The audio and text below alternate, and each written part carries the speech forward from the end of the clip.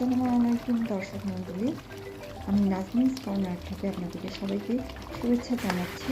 আজকে আপনাদেরকে হাঁসের মাংস রান্না করে দেখাবো। এটা ছিল ফ্রোজেন হাঁস। তাহলে চলুন দেখা যাক। ফ্রোজেন হাঁসটাকে কেটে নিয়ে আসা হয়েছে, এগুলো এখন পরিষ্কার করে নিব। তারপর এগুলোকে ধুয়ে ঝরিয়ে নিয়েছি। এখন চুলা জ্বালিয়ে ফ্রাই প্যান বসিয়ে তাতে তেল দিয়ে দিয়েছি। দিচ্ছি অনিয়ন, মানে পেঁয়াজ দিয়ে দিয়েছি বড় বড়। পেঁয়াজগুলো একটু নরম নরম হয়ে দিয়ে দিব ধুয়ে রাখা হাঁসগুলো। আমি সাথে কাঁচামরিচ দিয়েছি।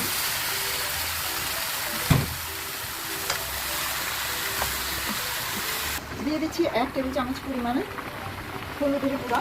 মরিচ দিচ্ছি 1 টেবিল চামচ পরিমাণ, আপনারা আপনাদের পছন্দ মতো দেবেন। জিরা গুঁড়া দিচ্ছি 1 টেবিল চামচের জিরা গুঁড়া দিয়েছি।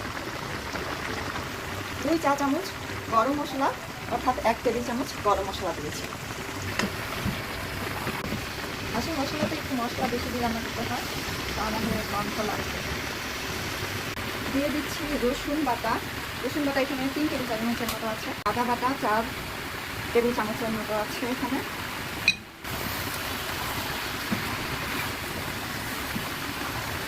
এখন দিচ্ছি পরিমাণ মতো লবণ। হাঁসের মাংস কষিয়ে কষিয়ে রান্না করলে খুবই টেস্ট লাগে, এরকম কষিয়ে কষিয়ে রান্না করতে খুবই টেস্ট লাগে। কষানো হয়ে গেলে আমি এটাকে একটু ঢেকে দেবো সিদ্ধ হওয়ার জন্য।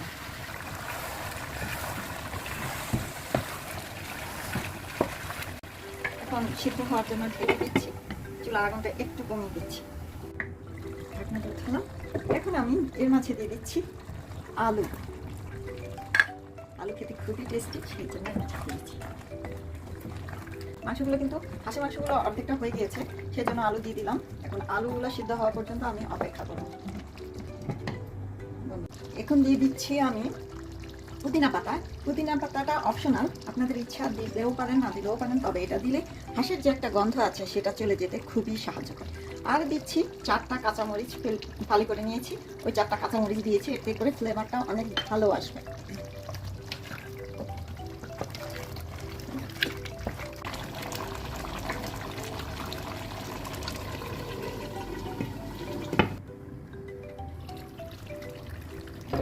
দিচ্ছি, দেখি একটু আলুগুলা হয়েছে কিনা, এটা একটু দেখা যায়। একটা আলু ভেঙে দেখি, ও আলু নরম হয়ে গেছে, তার মানে হয়ে গেছে, মাংস তো হয়ে গেছে কখনই। রান্না শেষ।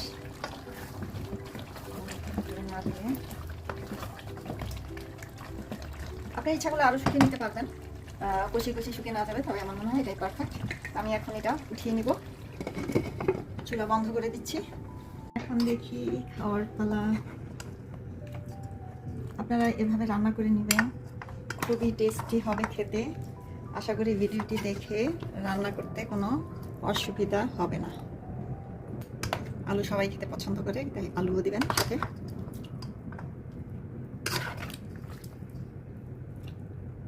ধন্যবাদ সবাইকে ভিডিওটি দেখার জন্য। আশা করি সবাই ভালোভাবে রান্না করে খেতে পারবেন। সবাই ভালো থাকবেন। আসসালামু আলাইকুম।